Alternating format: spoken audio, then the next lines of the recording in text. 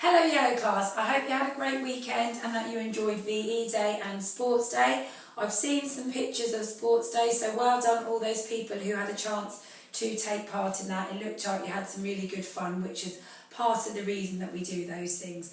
So today we are starting as always with our phonics. Now this week we are going to be thinking about the long A sound, and we're going to be thinking about the 3 different ways that we tend to learn to spell it. There are lots of other ways, but in year 2, year 1, we learn 3 main ways of spelling that long A sound. And today we are looking at that split vowel digraph. So we are looking at words where we've got the A and the E, which have been split up by a naughty little consonant that's come between the 2 of them and split them apart. So this is called a split vowel digraph. And today in your pack you have got a bingo game with some split A words, and it will look a little bit like that. I'm going to read the words out. You can tick them off or put a counter on, up to you what you want to do with this, so that you are marking off the bingo. So if you need to go and get any resources, you might want to pause the video and then we will get started. Right, are we ready? First word, snake. Cake. Take. Bake. Flake. Grape. Make.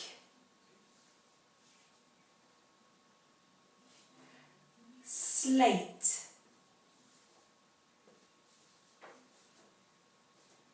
Stale. Whale. Hate. Male. And tail. So looking today at that split vowel digraph. So well done. You might find some other words that have got that spelling in them. So our comprehension for this week, we are reading the book and thinking about the book Don't Put Your Pants on Your Head, Fred by Carol Hart. I will link the video for this onto the website so that you can have a watch of that story. And today we are thinking about our word of the week. And again, can we just film down here just so the children can see that? Thank you. On the website, I will put a copy of this photo. Don't worry if you can't read it now. I'll put a copy of this photo, which is our word of the week display. You can have a look to that for some guidance. Right, are we ready? So having a look at our word of the week. First of all, I would start off with our writing on that letter C. Excuse me, I've just kicked a lighthouse over. So curly-cur, so it's up and round. Then we're going to have a go at writing that whole word. So we've got the curly-cur, the E, the A, and then the N. So this is our root word. Our root word is the word clean, and we can think about the root word clean. It can be a verb, to clean something. It can also be an adjective, the clean shoes. So it's one of those words that's got lots of different jobs in our language. And we're going to be thinking about adding some suffixes, and we can also add some prefixes to the word clean. So when you're having a look, your root word is the word clean, and you could write clean-ing by adding that ing suffix on the end. You could have the root word clean and you could write cleanest. I have got the cleanest shoes. You can add a prefix, so you can add the word the prefix un to the root word clean. So you've got unclean. So I will put that picture on the website so that you can have a look. It gives you a definition of the word clean, and you might find some other words that you can learn to spell. So I'm going to start off today. We're counting back in 5s. Are we ready? So we've got 100, 95, 90, 85, 80, 75, 70, 65, 60, 55, 50, 45, 40, 35, 30, 25, 20, 15, 10, 5, 0. Now today we are thinking about division, and in your pack you have got a sheet that looks like this. You've got some numbers that are divisible by 2, some that are divisible by 5, and some that are divisible by 10. So we are thinking about division. Now when we learn about division, division is shown by this symbol here. So it looks a bit like the subtract, but you have got 2 dots either side. This is our division symbol, and division means sharing. So you have to imagine that these numbers that you've got, maybe that's the number of sweets in a bag, maybe it's the number of apples in a bag, but you are sharing these things out. So today you're dividing by 2. So if you divide by 2, you are sharing into 2 groups. If you are dividing by 5, you are sharing into 5 groups. And if you are dividing by 10, you've guessed it, you are dividing into 10 groups. You are sharing 6, 7, 8, 9, 10. Okay? You may need to draw a diagram to help you. So if you were doing, I won't do a big number, but if you were doing 8 divided by 2, you might want to draw a diagram out. So you're dividing by 2, you draw your 2 groups, and then you share your 8 objects out. 4, 5, 6, 7, 8.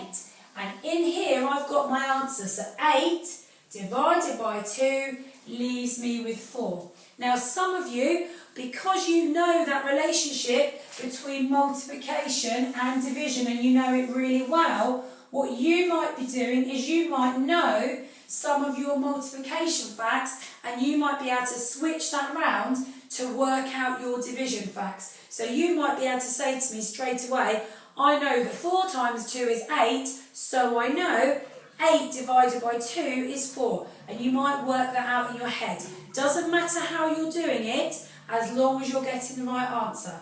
The ones that are multiples of 10, you might need to draw a diagram, but again, you might want to think a bit, because actually, sometimes when you've got those bigger numbers, the diagrams are a bit more tricky to draw. You might want to do it by drawing arrays that we looked at when we did multiplication. So you might want to draw an array out, which would also give you the answer. Today, just stick to the division as it's set out, and then we'll have a look at some other ways you can extend that tomorrow if you need to. So just have a go reminding yourself today about division and how we can calculate that. Right, now today in your pack you should have a sheet with a seagull on the top. What I'd like you to think about today is when you're thinking about Mr. Grinling, I want you to come up with a little bit of a leaflet for Mr. Grinling which tells him how to stop seagulls eating your lunch. So I want you to be as creative as you can, thinking of some ideas for Mr. Grinling about what he could do to stop those seagulls eating his lunch. And I don't mind how creative you are, as long as you are writing your sentences and your ideas carefully. Now don't forget those capital letters and those bits of punctuation at the end, either a full stop, you might have an exclamation mark or a question mark, but make sure you are writing your sentences out correctly. You might be able to put some conjunctions in.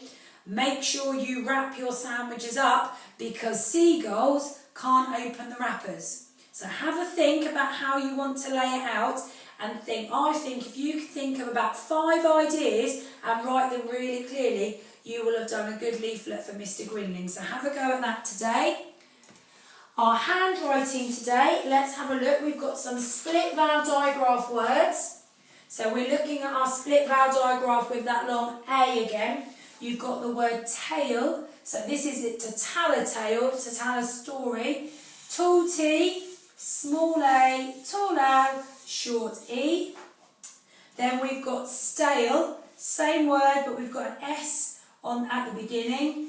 So small s, tall T, small a, small l, small e, and then you cross your T.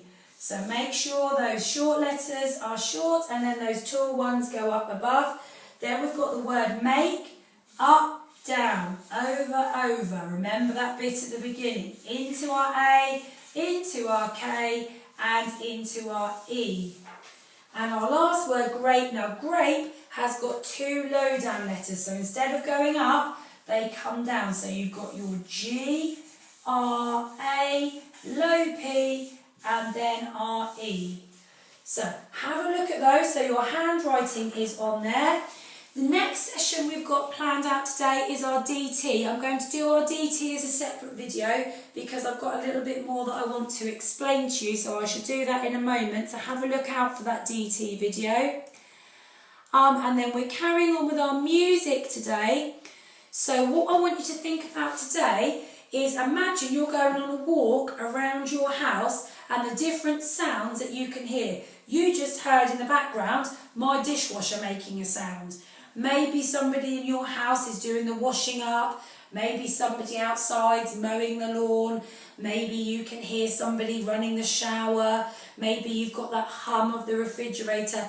Try to think about making a little musical story that tells me all about a journey around your house. And if we just have a little look at the PowerPoint here, there are a few ideas on here that you might want to have a look at. So it says, write your own sound story about a walk around your home. So, someone washing up, the clock on the wall, you might have a loud clock, some people do. Someone singing, someone knitting. So don't forget to think about all those things and put that journey all together. And James Cross was really impressed last week at the amount of our children. We had quite a few children that joined in with this New Forest School Sports Partnership Challenge. And so we're on week 2 of our Games Mark May. And what we're doing today is today is an athletics challenge. I will just run through it. If you join up on the Facebook page, and I'll put the link on the website, if you join up on the Facebook page, there are some videos on there which show you what you've got to do. Now today's challenge is a speed bounce challenge, and what you need is something. I'm going to use Adam's pencil case, and I'm not very good at speed bounce. You put something on the floor and then speed bounce. The idea is you have to jump over it, and your challenge today, in 15 seconds, you've got to see, oh sorry Adam, don't tell Adam I landed on his pencil case. You've got to jump over and see how many times you can jump over in 15 seconds, and that's the score that I need you to send in to me today. I hope you have a great Monday, and I will see you all tomorrow. Take care, Yellow Class. Bye for now.